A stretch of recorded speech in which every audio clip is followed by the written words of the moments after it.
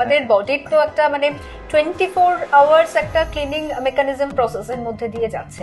অনেকের ধারণা না, অনেকে করেন ও সকালবেলাতেই একসাথে 1 লিটার জল হয়তো খেয়ে, কতটা ডিউরেশনে কিভাবে জল খাওয়া উচিত? ওয়ার্ল্ড হেলথ অর্গানাইজেশনের সিম্পল একটা গাইডলাইন আছে।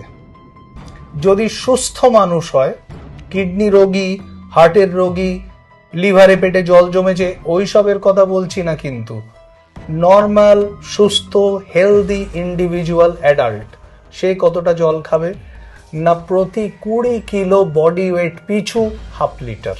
আমার যদি 60 কেজি বডি ওয়েট হয় তাহলে আমি 3 লিটার ম্যাক্সিমাম সারাদিনে জল খেলে ঠিক সেটা। আমার যদি 40 কেজি বডি ওয়েট হয় আমি 2 লিটার জল খেলে সেটা সাফিসিয়েন্ট।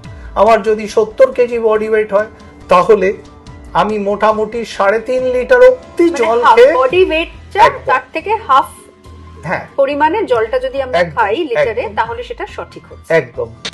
এবার কেউ যদি কিডনি পেশেন্ট হয়, হার্ট পেশেন্ট হয়, কনজেস্টিভ হার্ট ফেলিওর, লিভারে অ্যাসাইটিস, পায়ে জল জমছে, পেটে জল জমছে, তার ক্ষেত্রে মোটেই এগুলো আইন নয়। সোজা কথা, ড্রিঙ্ক অ্যাকর্ডিং টু থার্স্ট। তেষ্টা পেলে জল খান। শরীরের চেয়ে ভালো কম্পিউটার কেউ নেই। শরীর নিজে নিজের পাওনা আদায় করে নেয়।